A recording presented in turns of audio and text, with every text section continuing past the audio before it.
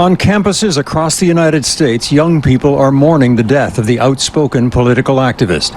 Many hope this will be a turning point to confront America's unending violence. I feel like there's way too much hate in this world right now, especially in our country, and we need to all come together and band as one. Hey Charlie, how's it going? Hey, we got the Harris Wall sticker. Welcome up. Charlie Kirk would engage anyone. His conservatism was embraced by many, but his hardline views were also controversial. He backed President Trump on issues like gun rights, even willing to accept more gun deaths to preserve the constitutional right to keep and bear arms. I think it's worth it. I think it's worth to have a cost of, unfortunately, some gun deaths every single year so that we can have the Second Amendment to protect our other God-given rights. Kirk's death has exposed, perhaps even widened, America's political divisions. Some have posted online that they were just fine with what happened to him. A teacher at this U.S. high school and many others have been put on leave for online comments deemed inappropriate. I think a lot of times people are just doing things because they're impulsive and they're not thinking about the big picture. Some on the political right are furious that others are celebrating and blame liberals for Kirk's death. The violence is definitely coming from one side, and that's from the extremism on the left. There's no doubt in my mind. U.S. presidents historically try to heal divisions in a tragedy. Donald Trump is too angry for that. Radical left political violence has hurt too many innocent people and taken too many lives. Those words, one political historian suggests, will not unite Americans. It's worth acknowledging when one side is the victim but not the other. I think it becomes it becomes even more toxic. In Utah, where the shooting happened, the governor is urging the next generation to chart a new, less violent path. All of us have an opportunity right now to do something different. Some are listening. This is a turning point in our nation. We also need to enact change within ourselves and be a cause for good. In life and in death, Charlie Kirk symbolizes the political divide in the country. The challenge for Americans is not only to come together, but to not pull further apart. Eric Sorensen, Global. All right, Shalom Israel. First and foremost, I want to give all honor, glory, and praise unto YAHAWAH, BaHashem, YAHAWASHI, BaHashem, Ruach Quadash. Double honors to the elders and apostles, great millstone, and Shalom to the mighty Akim Wathim, who are diligently waiting to be delivered from this bond captivity, as well as the speckled bird that may look like the other nations, but are actually Yasharallah. This is Brother Kyle. Woke up with me yesterday with no lesson, and today's lesson is going to be on this dude's assassination, whatever, and the issues, mind you, I guess, whatever, on this, simply because what this basically means is that, well, Slakia, the tie-in is that the dude, DJT, said that he wants to deport anyone that was talking bad about Charlie Kirk's death. I think that's funny. Number one, that is kind of funny, but at the same time, that is extremely just childish and ridiculous to just say, oh, I'm going to punish you for the words that you say, where this is supposed to be freedom of speech and the practice of that. But when they actually do that, then okay, well, now they're not allowed to say it, and they said something that he didn't like. So now he's gonna just abuse his power. Which, by the way, again, like as I said before in another lesson, where he has been he's been exercising way more power than I've ever seen any other president do. All right, but anyway, yeah, this is so this is the type of stuff that we're seeing, and it's like this is this is starting to get outrageous. All right, now with that being said, the thing about this is that we're also going to get into a time of censorship, okay, where the things that we're saying are going to be monitored or just outright censored, or we're not going to be able to speak at all, okay? And let's get this. Amos chapter 8 verse 11, behold, the days come, saith the Lord Yahweh, that I will send a famine in the land, not a famine of bread, nor a thirst for water, but of hearing the words of the Lord. And Slakia, I just remembered, Slakia, I just remembered that the conservatives or the right, they're the ones that are all about freedom of speech, and they're the ones that are, or their leaders are the one that's getting sensitive over people talking however they want. They were the ones that were saying, oh, we're not allowed to say the N-word, we're not allowed to say the F slur, we're not allowed to say this, that, and the third. On all these different things, you guys are censoring us, you guys are doing this and the third. But then when DJT, your leader, your figurehead, does the exact same thing of being sensitive and doesn't want people to hear people talking a certain way, then that's when, okay, well, now it's fine for us to censor you, but you guys are not allowed to censor us. We're allowed to be racist and talk all these shit about you guys, but you're not allowed to do the exact same thing to us. So look at the hypocrisy in that, and look at how let's get that as a matter of fact. All right, in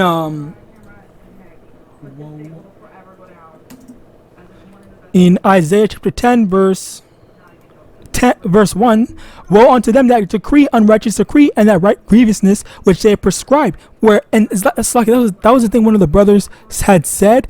Esau is always able to dish things out, but he can never take them himself. He will push racism and say a whole bunch of things to try to make people feel bad. But then whenever someone does the exact same thing to him, all right, when the tables are turned, then okay, well, now you're being mean, you guys are this and the third, like a fucking child. All right, so as a result of that, you see who's in charge right now, and you see all the stuff that's being said. Dude is getting mad and saying that this is unacceptable behavior.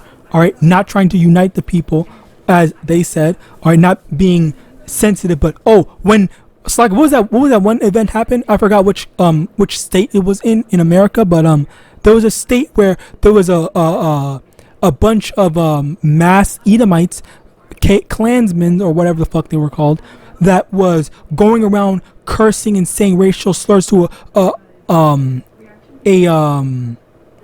black town, a predominantly black town. All right. Just being disruptive, and the police protected them.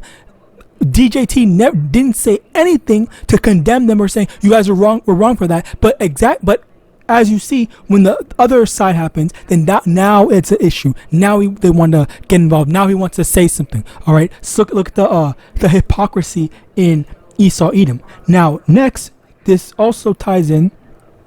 Actually, I did a video. I highly doubt I'll be able to find it. Actually, no, I should be able to find it. Give me one moment to look for this one video. It was this one Jake.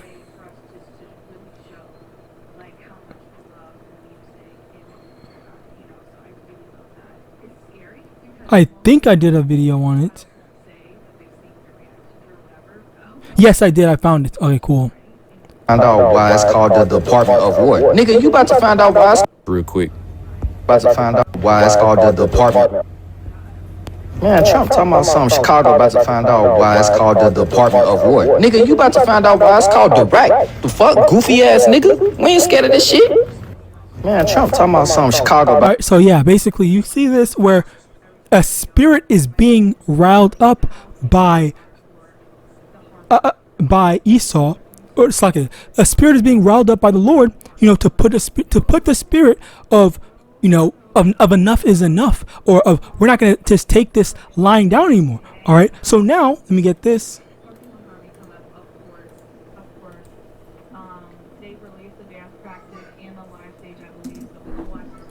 Joel chapter 3 verse 10. Beat your plowshares into swords and your pruning hooks into spears. Let the weak say, I am strong. So no more are these Jakes, the 2/3 more specifically, are going to say that, oh yeah, I was going to take this lying down, whatnot. No, they're sick and tired of it. Like this Jake said, which again, I'm not condoning this. I'm just saying that this is naturally what's going on with how, it's naturally what's going to happen with how there is such a gigantic divide and a hatred towards one another, now more so than ever. It's never gotten this bad as far as my memory serves. Now, 2 Ezra chapter 15 verse 16, For there shall be sedition among men, and invading one another. They shall not regard their kings nor princes, and the course of their actions shall stand in their power. And I also heard that every time something bad happens, okay, well, it's always Jake's fault. It's always our fault. They always find some way to blame us Israelites, okay? And very soon we're also going to get us Israelites being blamed for something, some way, somehow, the same way how they were. There was, I forgot what it was, but there was some I think some Christian fighting people or whatever getting into brawls, or at one brawl that I know of. I remember hearing about one Christian getting into a fight with some alphabet people and whatnot when they were debating or something like that. Like that became a thing, and then obviously they're going to extend it to saying, "Oh, well, you're not allowed to talk about the Bible in public places and whatnot," or we're just going to outright ban the Bible because it does not coincide with our views X, Y, and Z. All right. So now continuing on. Matthew 24 verse 7, for nation shall rise against nation and kingdom against kingdom, and there shall be famines and pestilences and earthquakes in diverse places. Where that's another thing where we're waiting for these race wars to happen so that it's a part of the end time prophecies, and it's now more apparent than ever. Okay. Not this.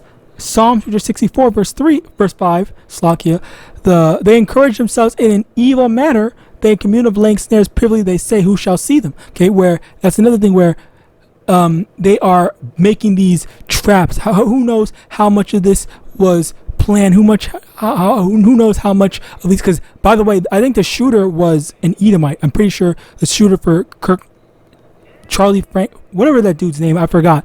I don't care about looking it up. But the dude's shooter, okay, he was an Edomite. All right, he died, and who's to say that they're building up this stuff, and then okay, well now it's by extension of a conservative being killed. Oh, it's the liberals' fault. So as a result of the liberals' association, by association, oh, it's the so-called black people's fault, and everyone else that it falls under. So it's always gonna be some sort of trap or some reason to blame to by proxy. Okay, well we all have to suffer as a result of them fighting against each other. All right. Psalm 38 verse 12, they also that seek after my life lay snares for me, and they that seek my hurt speak mischievous things and imagine deceits all the day long. All right, so yeah, and I'm not trying to push out no conspiracy theories. Conspiracy theory. I'm just saying that we should be observant on these types of behaviors, because this is just so blatantly like ridiculous. Because we aren't the ones that are going around. I'll specify and say we didn't kill the dude. I think even the dude that shot Trump multiple times, I think they were all Edomites. And then the people, and then this dude over here now, it's also an Edomite. Like there are all these different things that's going on more recently. It's Edomite on Edomite violence, but then no one wants to talk about that. All right, it's always just a matter of, oh well, fuck black people again. The issues, they're always this like, I hate black people, and then like, oh well, what did we even do? All right, it's like just our existence. All right, but even though they are the problem, they are causing issues for one another. But yeah, that's basically it. So with that, I pray this lesson was edifying. I want to give all honor, glory, and praise unto YAHAWAH, Hashem, YAHAWASHI, Hashem, Rakwak Wadash, double honors to the elders and apostles, great millstone, Abad Ball, and Shalom.